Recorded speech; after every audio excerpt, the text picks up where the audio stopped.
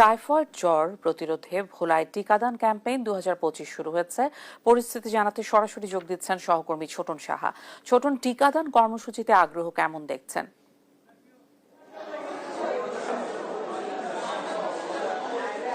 ইশিকা, আজকে সারা দেশের মতো আজকে টাইফয়েড টিকাদানের কিন্তু দ্বিতীয় দিন চলছে।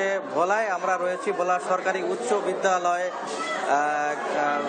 কেন্দ্রে। এখানে আমরা যেমনটি দেখতে পাচ্ছি যে টিকাদান কার্যক্রম অনেকটা উৎসবমুখর পরিবেশে চলছে এবং এই জেলায় কিন্তু 2600টি টিকা দান কেন্দ্র রয়েছে এবং পর্যায়ক্রমে এই দুইটি ধাপে কিন্তু এখানে টিকা দান কর্মসূচি চলবে বলে সিভিল সার্জন জানিয়েছেন। একটি হচ্ছে শিক্ষা প্রতিষ্ঠানের পর্যায়ে, আরেকটি হচ্ছে কমিউনিটি পর্যায়ে। তো শিক্ষার্থীদের মাঝে 2 লাখের অধিক কিন্তু টিকা দেওয়া হবে এবং কমিউনিটি পর্যায়ে 4 লাখ দেওয়া হবে। অর্থাৎ এই 6 লাখ টিকাদান কর্মসূচি আগামী 18 কর্মদিবসের মধ্যে সম্পন্ন হবে বলে আমরা জেনেছি। আমরা একটু সিভিল সার্জনকে একটু লাইভে যুক্ত করব এবং তার কাছে আমরা জানতে চাবো এই যে টিকাদান কর্মসূচি চলছে এটি সম্পর্কে একটু জানার চেষ্টা করবো। আমাদের লক্ষ্যমাত্রা কত দ্বীপ জেলা ভোলায় কোনো অসুবিধা হচ্ছে কিনা?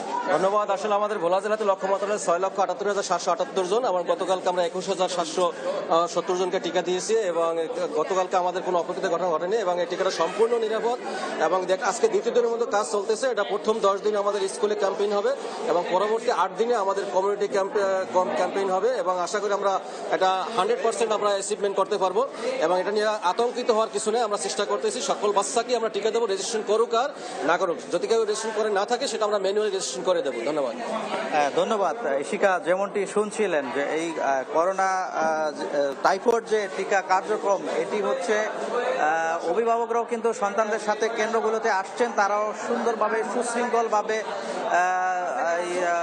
শিশুরা তারা কিন্তু এই টাইফয়েড টিকা কিন্তু গ্রহণ করছেন। কিন্তু এখন পর্যন্ত আমরা যতটুকু জেনেছি এই টাইফয়েড টিকা গ্রহণ করার পরে এখন পর্যন্ত কোনো শিশু অসুস্থ বা কোনো অসুবিধার সংবাদ কিন্তু আমরা পাইনি এবং আমরা যারা টিকা গ্রহণ করেছে সেই সমস্ত শিক্ষার্থীদের সাথেও কথা বলেছি। শিক্ষার্থীরা বলছিলেন যে তাদের প্রথম অবস্থায় এই টিকাটি গ্রহণকালে তাদের ভয় ভীতি ছিল, কিন্তু এই টিকাটি গ্রহণের পর তাদের সেই ভয় কেটে গেছে এবং তারা সকলেই সুস্থ রয়েছেন এমনটি আমরা জেনেছি। এবং বলা যায় যে এই শুধুমাত্র এই কেন্দ্রটি নয়, জেলার অন্যান্য শিক্ষা প্রতিষ্ঠানগুলোতে এই 10 দিন ব্যাপী এই শিক্ষা প্রতিষ্ঠান পর্যায়ে এই ক্যাম্পেইন চলবে।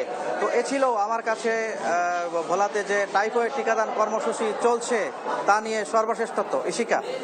ছোটন, অনেক ধন্যবাদ আপনাকে। ভোলায় টাইফয়েড টিকাদান কর্মসূচি নিয়ে বিস্তারিত জানছিলাম সহকর্মীর কাছে।